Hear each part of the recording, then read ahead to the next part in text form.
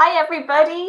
I'm delighted to be live on LinkedIn with the fabulous Shay, Lynch, who is a business performance coach. So I'm going to be talking to Shay, and he's a best-selling author, trainer, and highly regarded expert on all things business performance.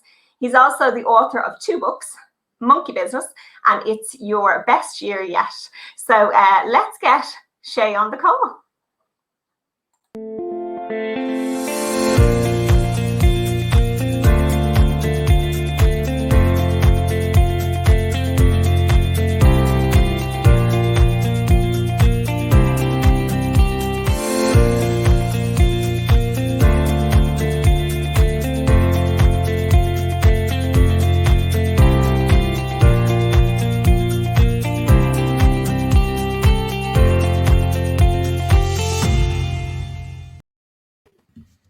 Hi, Shay. How are you? Hey, Wendy. How you doing?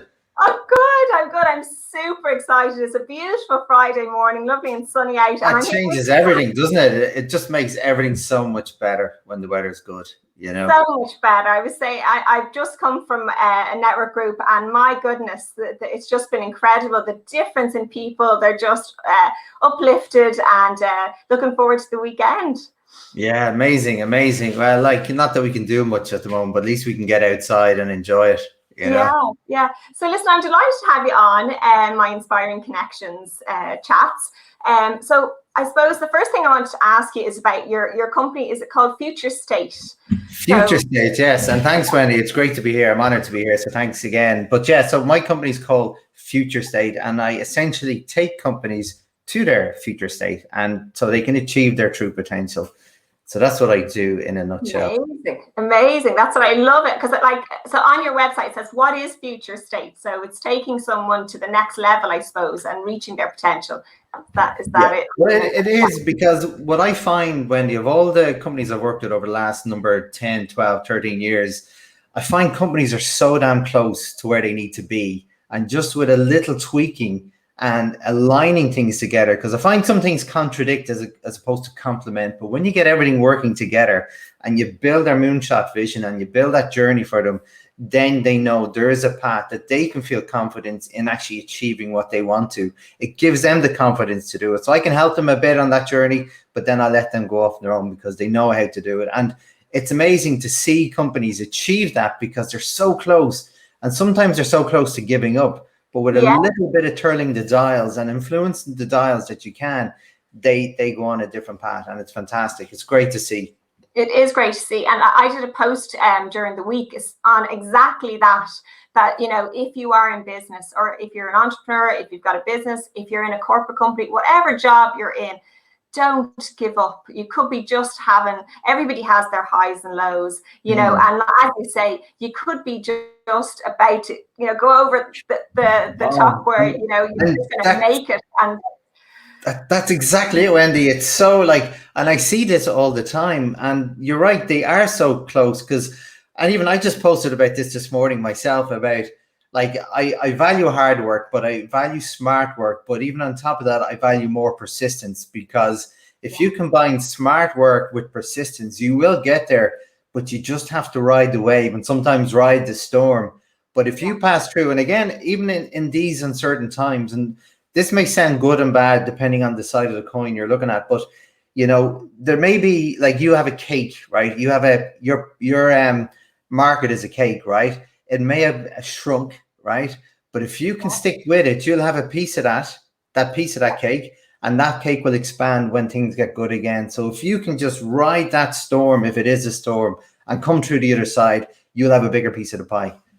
Love that analogy. Absolutely love that analogy. Yeah, brilliant. If anyone takes anything out of today, that's it. That's the nugget from Shay, everyone. So listen, can you talk us through, when you're working with your clients, what are the 3 main areas? So your internal mechanisms, your service, your extended enterprise. So can you talk us through? Yeah, talk us through that. Well, and on top of that as well, right? I have an overarching thing with strategy, right? Because everything what you do in those 3 areas have to be aligned to your strategy or moonshot vision, right? So what I talk about, you know, like there's the internal mechanisms, right? Depending on how big your business is, right? You're going to have people, you're going to have processes, right? You're going to have possibly some form of technology. You got to make sure that they all complement each other. You got to make sure there's a synergy between your people, process, technology, because I often see that they don't align to the common value of what your core business should be. So my goal is to really get them all aligned. But there's one thing, like my background is Lean Six Sigma, which is about process efficiency and process control and combining the two. But it's all well and good having these great processes, but if you don't have good people running them, you're wasting your time. So there's a big emphasis on building what I call winning teams, you know, make sure, because if you want to build that strategy I was talking about, that strategy has to work for your people, not just your business. There has to be that sweet spot between the two and everybody's aligned then. And that is key. So that's really what I work on. So there is a bit of like the hard, like process, standardizing how we do things, creating the current best method of doing things, but measuring it and continually tweaking and improve. But again, making sure that the people are with you and that you treat them with respect, you treat them well. You're not talking just about contribution, you're talking about satisfaction. So again, making sure everyone's happy and working, because happy people are performing people. So that's about the internal mechanisms. But then I talk about the sales, the service side of things, when I really try and align branding, marketing, and sales together, you know, because I find them all, especially marketing and sales, they're the different ends of the same chain, right? The first part of lead gen or your sales funnel is lead generation, which is a marketing team. But what I see, Wendy, when I go into companies, there's a marketing team that have marketing metrics and a marketing manager, and then you have a sales team with sales metrics, sales manager. But when I work, they're not complementing, because when I talk to marketing, I'm doing some brainstorming, which I always start with. I ask the marketing team, like, what's your biggest issues? And always one of them is, well, we give sales all these leads and they do nothing with them and they're moaning and groaning, right? And then I went to the sales team and I asked them, like, what's your biggest issues? And again, we get all these leads from marketing and they're useless. We can't do anything with them. And then I just go, do you ever talk to each other, you know, and try and define that word lead, what it means for your business. So what I really try and do and gel the teams. And then I create, like, I have a process called systematic sales where, you know, you build your funnel, you keep iterating every micro step along it, like everything you do on the ground, to make sure you're improving the mini conversions along it. And then the end of it, when you get to sales conversion, they look after themselves, because you'll improve that along the journey. And the reason why I'm telling this, Wendy, is because, you know, you have a really huge cost of generating new leads, right? A huge cost, okay? The whole point of improving your conversions is because the more you can improve your conversions that are in your pipeline, the less requirement you have to generate new leads, less cost, because the cost of sales is phenomenal. And just to give you a little statistic, I've worked in companies where 95% of the sales process did not lead to a sale. And then of that 5%, only 3% were a valuable sale. That was with a valuable client that made a win-win client. And I know we were talking offline earlier about talking about complementing things. Yeah. They were doing work with companies that were changing the goalposts, costing them more money, eating into their net profit. So I wouldn't call them a winning client. So the whole point is to get a winning process with winning salespeople with winning clients. And a big part of that, if I go back to the branding, is making sure that core message, that core mission, your integrity, everything there is aligned along that. And then the final piece is the extended enterprise. When you're really, it's not just about you and your four walls and your business. It's all about your extended enterprise. You have the same goal. If you have suppliers, your suppliers should be your partners, right? And then your customers should be your partners. You're a supplier to them. But your customers may have customers like an end user. So your goal is to protect that end user, to work together to make it better. So you should all be, that's what I mean by the extended enterprise. Everybody should be working together. It's not about like trying to get the best. I'm going to reduce your costs so I can make more profit. It's not about that. It's about working together. So they're the three parts which I work with. And then depending on where a company is, I may choose what starting point is best for a particular company. You know? Absolutely. Yeah, we have actually, Simon is here. Hi, Simon. Lovely to have you with us. Hey, Simon. How you doing? Yeah, so Simon is saying, Yeah, it's always incredible to see what a team can achieve when they Oh my grow God. along. That's so damn true. It's so true, Simon. Well, great call out, because people make processes, right? And I always say the thing is, I always say you want to have high performing processes run by high performing people. And you can only do that if you let the people build a process, if they work together to make it together. And there's a big thing just to add to that. There's one of my favorite words in business is the law of reciprocation. You business people, one thing I love to say is people in business should be friends, because what do friends do? They look after each other. When I help you, Andy, I'm doing something for you which makes you feel good, but I feel good for helping you. It's a win-win. And vice versa, you're going to help me when I need help. If you create that environment in work, that's when the magic happens, because happy people are performing people. Helping people are happy people. Happy people are performing people. Absolutely, 100% agree. And something that Alan Hennessy and I always say is that your employees are your secret army. They're the guys who are at the front. They're the guys that are talking about Frontline. Frontline, exactly. And if they're not happy, as you say, it's not going to look good from the outside. And people will never shout out about average customer care. They need to know they want top quality customer care, and they're going to shout from the rooftops. So you have to look after your front line, your employees, but also use them to market, to help you reach various different areas, your industry, because they're the ones that have the connections as well. That's it. And that's exactly. And I always say your team can be either your best friends or worst enemies, or best assets or worst liabilities. The choice is absolutely yours. That's something you can control. And one thing there's a great statistic I like to share is only 30% of job satisfaction is to do with monetary areas, so revenue and money, bonuses, whatever. That's 70% you have to work on to improve their job satisfaction, make them feel like welcomed, make them feel important in everything, that they're part of the strategy. So it's huge, because again, and this falls back to the branding piece, making sure that they're selling the company the way you want it to be sold. Would want them to, yeah. And something I was chatting to one of my my colleagues there recently, and we were just saying about the recruitment industry and how it's going. I think it's going to rocket once we get back. And the reason I think that is because a lot of people with COVID have had to, so they're at home, they're on their pandemic, but they realize how really unhappy they are going into that job potentially, and how they may then decide, right, that I am actually, it's not worth it, in that a lot of people go to work to pay the bills, the amount of people that do. But I think this really has made a difference in that people are really reevaluating, and they will be looking for other roles. And I think, though, that's a positive thing for companies as well as in the employees, because you need to be happy in what you're doing. You really, really do.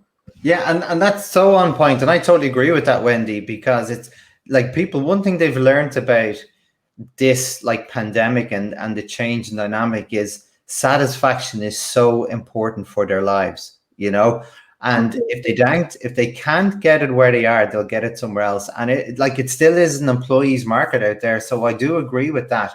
But Richard Branson has a great saying, which I love to share with my customers, is that train your team so well that they can leave, treat them so well that they stay, And it's not rocket science. It's not rocket science, and it's there. And again, the choice is yours, whether you take this on board or not.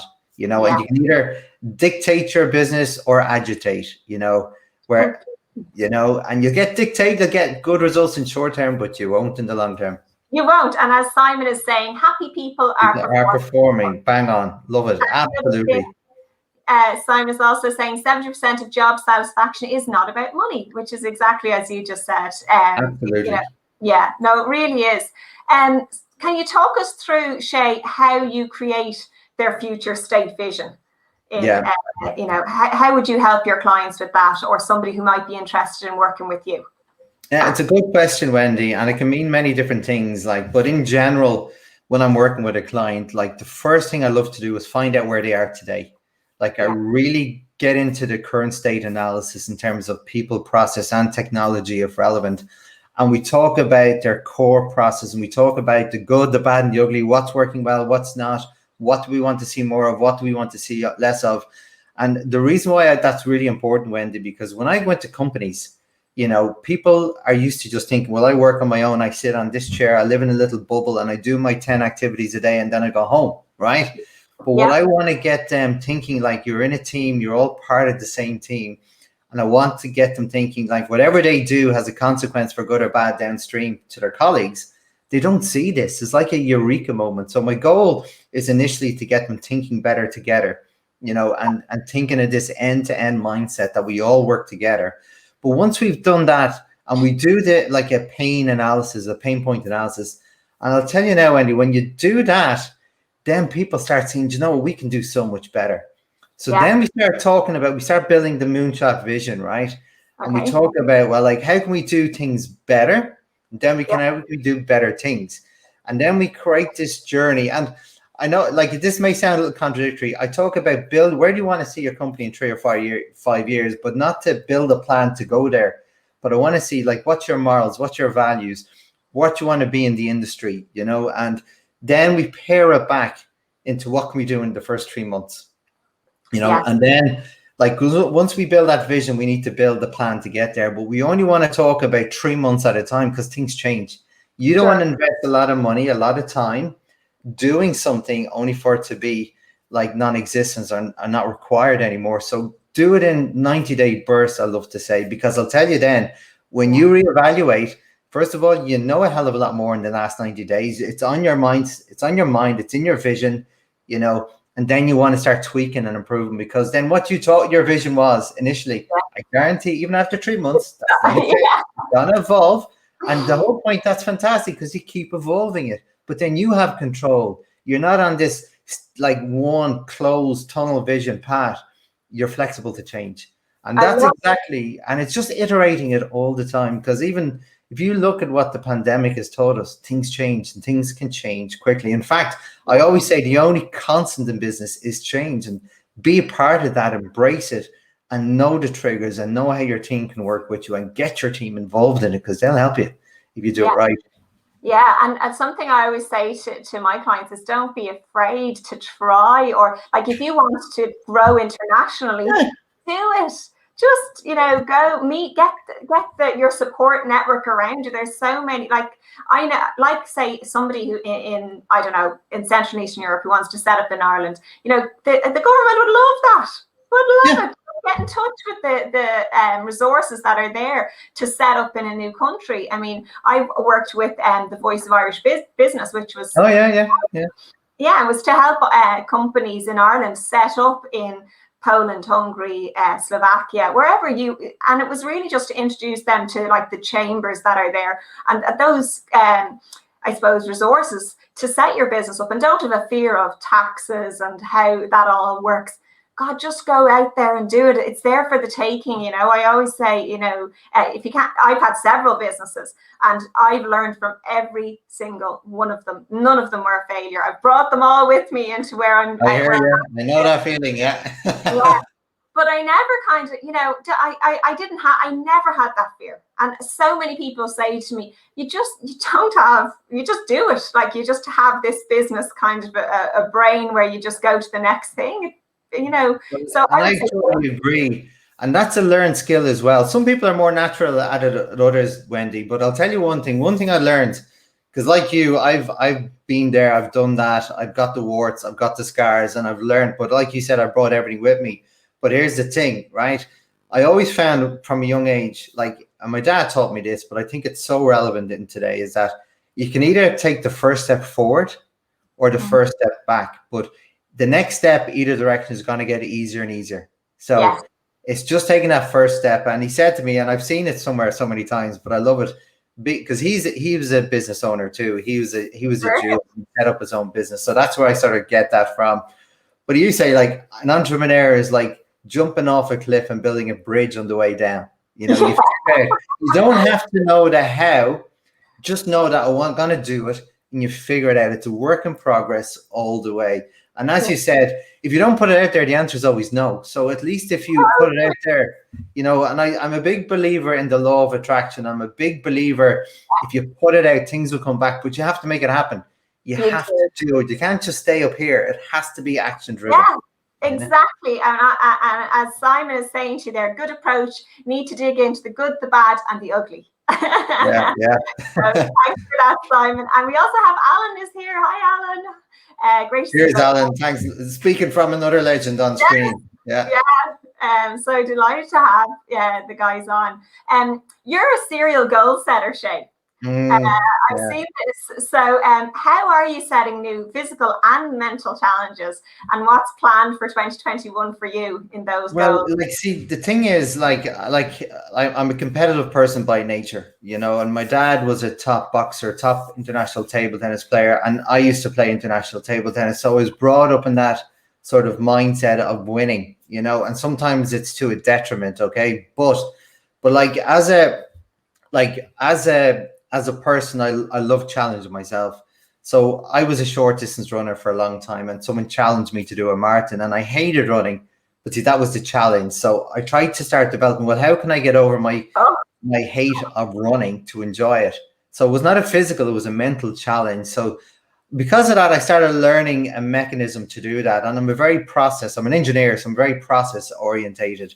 So I started developing this process, and every year I set myself goals. This year, it's more business than physical, but physical too. I'm signed up to 2 marathons, but from a business perspective, while I'm very busy with customers, like because of what's happened, the pandemic, I'm trying to develop. Well, I'm developing something like a platform where I can help small businesses like ride this storm, ride this wave, and make sure they come through the other side. Because regardless of what you think of the controls and restrictions put in place, the fact is that they are here, and I feel very sad and empathetic for all the businesses that have suffered. So a big part of what I want to do is to give people and companies the tools and techniques to strive in good times and bad. So that's a big part of my challenge for this year. But I'll go back to the marathon one, right? Because I push myself very hard, and like I'm 45, Wendy, right? Like just you're not, Shay. 45, right? But listen to this. I'm doing and this just because I'm too competitive. I'm doing hill sprints on Tuesday afternoon, right? And that's a part of my training to build like really good anaerobic, which is really good for marathon running. So I'm doing my last sprint up the hill, right? So I'm in the mindset of I'm like the 100-meter final of the Olympics, right? I'm beside Usain Bolt, and I'm gonna kick his ass, right? So I have this, I'm grinding my teeth, right? And I'm flying it up, and then I tear my hamstring, just like that, because I push too hard, you know. So my point of saying that is, you don't have to be a world champion. Just don't push yourself too hard, but push yourself, get into that stretch zone, right, where you can really get outside your comfort zone and then see what you're made of, you know. You don't have to be Usain Bolt. No, you don't. And I was walking down the hill going, why am I doing this? You know? And a person was walking up the hill, and I was talking out loud to myself or giving out. He goes, "You okay?" I said, "No, I'm an effing Egypt. That's what I am." Brilliant. Well, listen, Shay, it's been an absolute pleasure, and I'm thrilled that you were my first actual live video. So thanks for supporting me. No, it's a pleasure, Wendy. Delighted. Thanks again. And I'm looking forward to having another fantastic chat soon. I'd love to. And come here, can you tell people how to connect with you, or what's the place? I have your website going across the bottom. Yeah, brilliant. So futurestay.ie, or connect with me on LinkedIn. And if anyone has any questions, my goal, again, one of my mantras this year is to pay it forward. So please, if anyone has any questions, get in touch. It'd be my compliment to steer them in the right direction. Oh, thanks, Shay. You're an absolute gem. So if anybody would like to contact me, it's Wendy Stunt. I believe I'm the only Wendy Stunt on LinkedIn, and I'd be delighted to chat to anybody. So get in touch. So from Shay and I, thank you, and see you again soon. Thanks, Shay. Thanks, everyone, for tuning in. Bye-bye now. Thanks, bye.